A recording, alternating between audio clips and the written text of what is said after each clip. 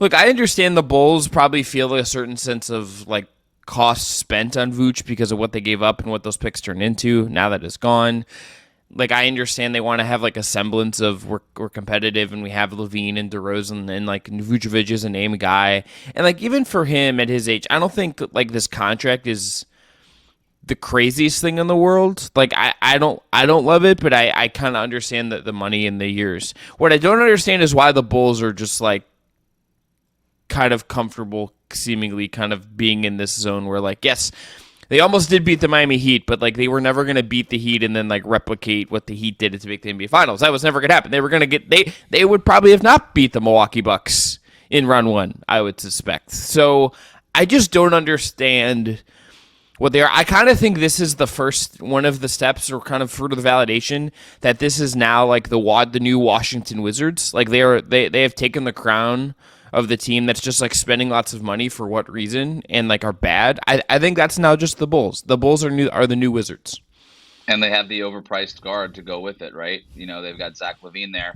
I don't mind the Vucevic deal. $20 million is a little rich, but I also understand, you don't really want to let that guy go away. You already have sort of the sunk cost in it already. Like we already know it was a terrible trade. Everybody knows it's a terrible trade. The Chicago Bulls know it was a terrible trade that they had with the Orlando Magic a couple years ago to get Nikola Vucevic. But there is something to say about like, well, we're not going to let him walk away now because we want to try to maximize it. But I don't mind it as much as long as they try to split up Levine and DeRozan. Like if for example you're able to trade DeMar DeRozan to a team that can use him, and then you're able to kind of tilt the offense a little bit more towards Zach LaVine, who's younger, give him a chance to really prove it as sort of the lead guard without a DeMar DeRozan there. Him and Vucevic, at least on paper, makes sense. Defensively, it doesn't make a whole lot of sense, but offensively, it makes sense. I don't know. I think that there might be something there. And I guess I just don't really know what else you could do if you're Chicago. Like, if you let Vucevic walk, then what? Like, you don't really have a replacement for him available. It's not a great free agent market in terms of centers. Maybe they could have been a player for somebody like DeAndre Ayton, but I don't know that they have the parts that they could or would want to trade in that kind of deal. So it was a little strange at first. I get why Chicago fans are frustrated, but I just don't know what the other option was for Chicago. Yeah, we got some real contract year magic from Vooch last year. I mean, it was kind of the best season of his career, 59% true shooting. He's never really been a high usage guy, even though we sort of think of him as being just sort of a scoring center. It's really never even past like 25%, and he never turns the ball over. So like, in terms of what you're putting there, it's not like he's sucking the life out of your team. The problem to me is Chicago's defense was kind of where they were the best last year. That's why they were a sneaky good team, and he was a negative for them. Like when he was on the court, they were worse on defense, and they just Drummond is going to opt out. It sounds like he might go to Dallas, so that's the tough part. Is he more like, I've heard stuff like, yeah, Vucevic needs to go and play like a Domantas Sabonis type role or something. I'm like, I don't see that from Vooch at this point in his career. He's like closer to the Jonas Valanciunas end of the spectrum than the Sabonis end of the spectrum. Yeah, do you guys agree with that? It's like a better Valanciunas Nurkic than it is like, he's not Jokic or Sabonis or anything. But I mean, I do think there's something to the fact that like we've seen those two guys, Sabonis and Jokic, both be on good teams. So I just think like Vooch is good enough on defense where he's not going to just kill you and he's not overly involved on offense. To me, this is just an example of like, get mad at the right things. You know what I mean? The problems with Chicago right now are they did not have to give Zach LaVine that contract last year, at least to the max, everything that they gave him.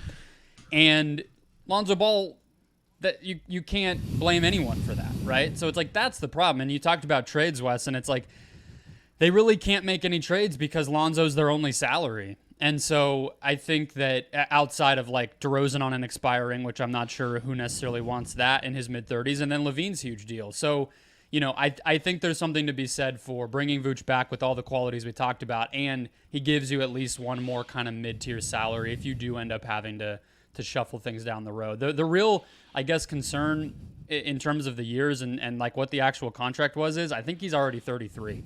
So He turned. This is where I was going to go. He turns 33 in late October, so right around the start of the season. Yeah. And if you look at the other teams with cap space, that could, like, they obviously re-signed him with bird rights. Okay. Here are the teams with cap space, and I'll get projected practical cap space per spot track. Thunder, 16 million. Magic, 22 million. Jazz, 25. Pistons, 27. Pacers, 32. Spurs, 37. Rockets, 59.7. Who else was giving Vooch $20 million? It is weird that we didn't even get into free agency before the deal came through. Like, the timing of this kind of screams Chicago just wanting to do what it is that they did last year, which is just be kind of mediocre. And I don't know. I don't know what the other options now for the Bulls are, right? They're not, when you're listing off your cap space teams, like, you're not including Chicago in that because they don't have cap space. Like, I don't really know. Like, they have an exception. Maybe there's some trades that they can work on the fringes, but that's the thing with the Bulls is I just don't really know what the next step for them is. And I think the Washington Wizards comparison is a really good one because we kind of were saying the same thing about the Wizards the last couple of years. It's like, I don't know, hopefully hit on a middling draft pick and then maybe see what happens.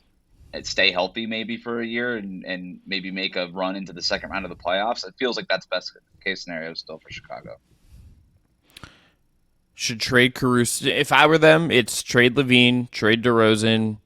Shouldn't have signed Vooch. Should just trade Caruso. It's burn it all down. I understand maybe that gets the front office fired, and like they don't want to lose their jobs. I think sometimes we forget the part that guys like keeping their jobs and like making NBA executive salaries. I can understand that.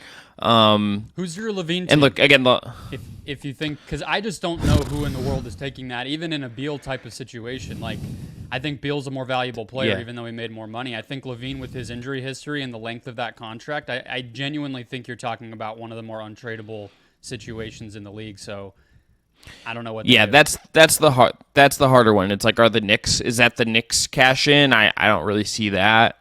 At $40 million, if they could go do other stuff, like I think the Knicks could be in play if they're motivated to get off of RJ Barrett's deal. There might be like a win-win scenario in there somewhere. I know that the Heat have been mentioned as a possible Levine destination. I don't get any sense that they'd be willing to part with somebody like Tyler Hero for Zach LaVine because they weren't willing to do it for Bradley Beal. And Bradley Beal is better than Zach LaVine, even though he's older. It's just too much money, to your guys' point. So maybe the Knicks, because I feel like there's maybe more buyer's remorse over the RJ extension than there is the Tyler Hero extension. Maybe there's something there, but yeah, outside of that, I don't really see it. What about a DeRozan trade? I've been looking at like who could use him, and like I think like what's the ball handling, it's the creation, it's the shot making, veteran guy. I think he could absolutely like help a team next year if he got flipped somewhere. The question is like you have to match $28 million or get close to it. That's the trickiest part of it. You need a place that can kind of stack up some money and do it. If Middleton leaves in free agency, would Milwaukee be a landing spot? Sure. It's not ideal, but it's not like the worst thing. You could do like a Bobby Portis and a Pat Connaughton and get up there pretty quickly. Yeah, it's tough because he just occupies a spot on the court that you gotta just trust that you can give him the ball in the mid range and keep getting efficient possessions out of it, and you just don't know how long that's going to last and how worthwhile that's going to be. And a lot of these great teams, like they want to. I guess I just talked about it with Vooch, right? Somehow the Bulls' defense was good with DeRozan, so maybe you just trust it. But I was thinking Atlanta, like if they could, if that could be one of the consolidation spots, like if they could send out more salary than they're taking in, you maybe could convince them to do that. And Chicago gets, I don't know, Bogdan Bogdanovic and like DeAndre Hunter or something. But it feels like something Dallas would do. Doesn't make sense. Yeah, on paper, I was gonna that.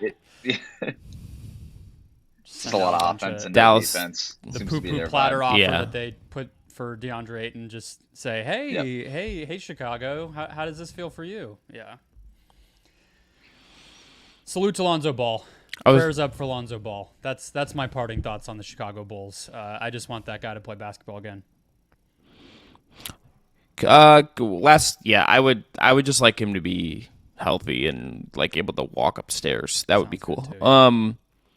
The other team, just because they have interest in the past, and it would be kind of weird, and the fit now would be kind of interesting considering they like are gonna keep Austin Reeves and things. But the Lakers, obviously, you could find it. Like you have Beasley 16.5,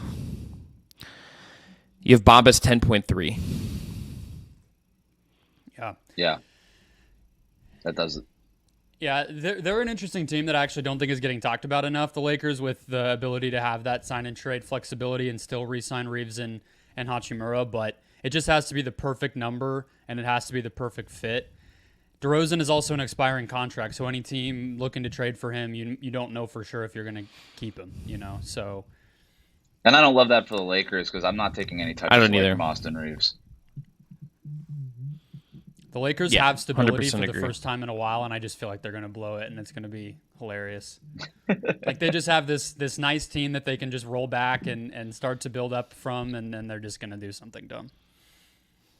Can't wait.